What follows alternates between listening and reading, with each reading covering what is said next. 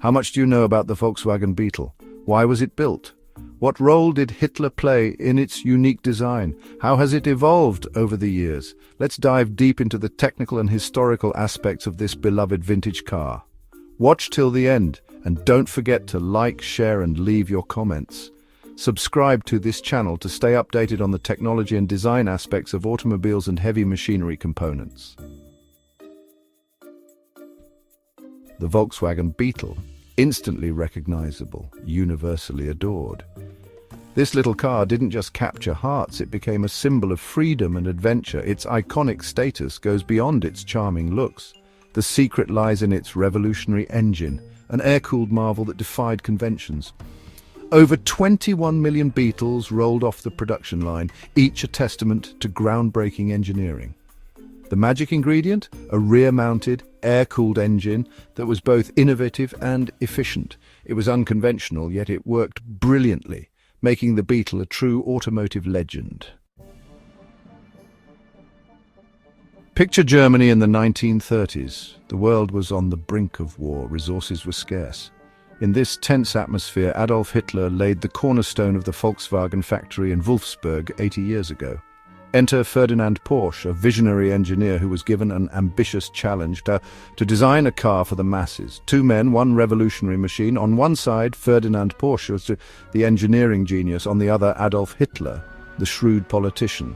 Together, they brought the Volkswagen Beetle to life. Initially envisioned as a civilian recreational vehicle, the Volkswagen was quickly adapted into three primary military versions: the Kommandorswagen, commander's car, Kübelwagen, bucket car, and Schwimmwagen, amphibious car.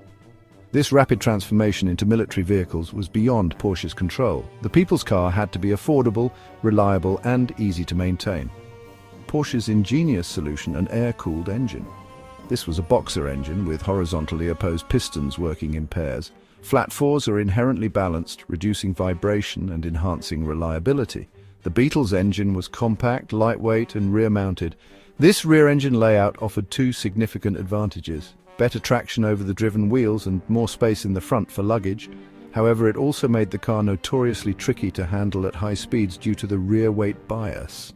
This type of engine was simpler and cheaper to build than traditional water-cooled engines. The engine block, typically cast from magnesium alloy, featured deep cooling fins. A belt-driven fan mounted on the crankshaft forced air through a shroud and over the cylinders and heads, efficiently absorbing and dissipating heat. Ferdinand Porsche was a visionary. He recognized the untapped potential of air cooling. Having observed its success in motorcycles and aircraft, he thought, why not cars? Porsche was a firm believer in simplicity and efficiency. The air-cooled engine fit this philosophy perfectly. In 1905, Porsche joined the Austro-Daimler company and designed his first race car, the Prinz Heinrich Wagen. Through racing, Porsche discovered a key to future performance: aerodynamics. This insight would shape nearly every car he designed after, from Grand Prix machines to everyday vehicles. His wind tunnel-tested races for Auto Union became legends. Before founding his own design office in 1929, Porsche had already made his mark at Daimler-Benz, contributing to icons like the Mercedes SS and SSK. Then came a turning point. At the 1933 Berlin Auto Show, as Adolf Hitler rose to power, Porsche unveiled his idea for a car that was small, affordable, and efficient. Hitler saw an opportunity, a way to motorize the nation and spread his ideology on four wheels. In May 1934, the two men met. Porsche laid out his vision: an air-cooled 1-liter engine producing 25 horsepower at 3,500 revolutions per minute, independent suspension, a top speed of 100 kilometers per h, and a price around 1,550 Reichsmarks, about $620 at the time. But Hitler had his own specs. It had to seat 4 people, run 100 kilometers on just 7 liters of fuel, maintain 100 kilometers per h on the Autobahn, and cost no more than 900 Reichsmarks. He gave Porsche just 10 months to deliver a working prototype.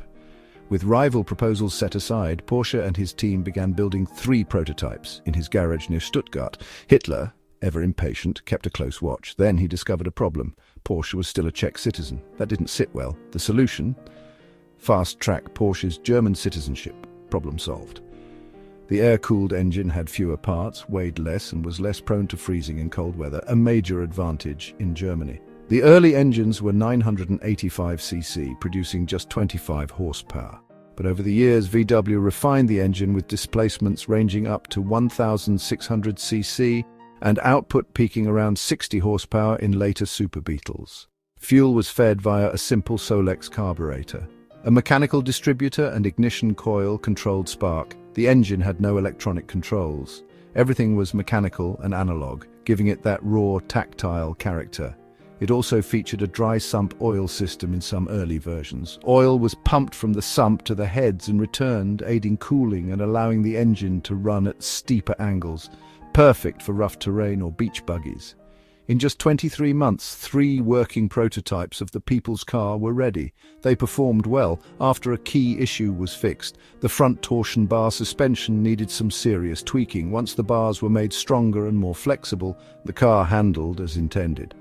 With momentum building, Porsche and his design team, including his son Ferry Porsche, set off for the United States. Their mission? Study how Ford, Chevrolet and Oldsmobile were building cars on a massive scale. Hitler personally encouraged the trip, hoping Porsche would be welcomed by Henry Ford himself. Why? Because during his time in prison while writing Mein Kampf, Hitler had devoured Ford's autobiography and believed the two industrialists shared similar worldviews. The transatlantic journey wasn't just about engineering. It was about ideology, ambition, and the dream of mass-producing a car that would change Germany forever. Welcome to Section 4, the People's Car, affordable and accessible. Did you know the Volkswagen Beetle was a runaway success, capturing the hearts of millions? Its simplicity and affordability made it accessible to the masses, a true car for the people. Ironically, the true success of the Volkswagen Beetle didn't begin until after the war. To distance it from its Nazi origins, the car was rebranded as the Beetle. The first unit rolled off the assembly line in December 1945 in the ruins of post-war Germany. Fast forward just 10 years and the 1 millionth Beetle was born. With its distinctive hunchback shape and air-cooled boxer engine, the Beetle became more than just a car. It became a symbol of West Germany's economic miracle. Globally, it was a hit. Nearly 22 million were produced and sold. Remarkably, the Beetle managed to shake off its Nazi associations almost immediately. In fact, just months after the war, France's socialist-led Ministry of Industrial Production reached out to Ferdinand Porsche in October 1945, showing interest in his engineering expertise. The Beetle represented freedom and a fresh start, a beacon of hope in a time of rebuilding. People loved its quirky design and surprising practicality, making it a beloved icon. The Beetle was easy to maintain and repair, a major selling point in an era of limited resources, ensuring it remained affordable and accessible for everyone. The Beetle became more than just a car. What did it become, you ask? It evolved into a cultural icon, a beacon of individuality. Can you imagine driving one through the bustling streets, representing freedom, simplicity and a touch of rebellion? It was the perfect companion for adventure. Ever taken a road trip with friends in a Beetle? In the 1960s and 70s, Beetles were everywhere, embodying the spirit of the times. Do you remember seeing them around? They became synonymous with the counterculture movement, a symbol of non-conformity. How did the Beetle inspire you? People customized them, raced them, and drove them across continents, turning every journey into an adventure. Have you ever customized a Beetle? The Beetle captured the world's imagination. Its engine became a global workhorse, from the frozen roads of Scandinavia to the dusty outbacks of Africa. Its simplicity was its strength. Anyone with a basic toolset could fix one, no computer needed. Can you believe that?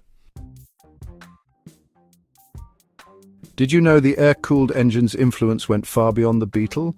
Volkswagen ingeniously adapted it for other vehicles. Can you guess which one? Yes, the iconic VW bus. This engine showcased its versatility, powering a range of models with ease. Isn't that impressive? Renowned for its reliability and simplicity, it was a mechanic's dream to work on. Wouldn't you agree? Even today, air-cooled engines find their place in applications where lightweight and straightforward design are crucial. Fascinating, right? Did you know The Beetle's air-cooled engine left an indelible mark on automotive history. It showed us that simplicity could be both effective and endearing, challenging conventional thinking in the automotive industry. The Beetle proved that a small, efficient engine could power a beloved car. Isn't it fascinating how innovation isn't always about more power? Its legacy continues to inspire modern automotive design, reminding us that sometimes less truly is more.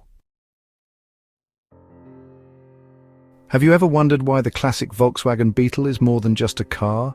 It's a sought-after collector's item and a symbol of automotive history. Its quirky design, iconic silhouette, and air-cooled charm continue to resonate with enthusiasts worldwide. What makes it so special to you? The Beetle reminds us that sometimes the simplest ideas are the most enduring. Do you agree? It's a testament to the power of innovative engineering and the timeless appeal of a car that captured the hearts of millions. Have you ever driven one? The Volkswagen Beetle, with its unconventional engine, earned its place in automotive history. Volkswagen built over 21 million Beetles, and this air-cooled engine powered not just the Bug, but also the Kombi, Karmann Ghia, and the legendary Porsche 356. Its legacy lives on, inspiring new generations of car enthusiasts. What's your favorite Beetle memory?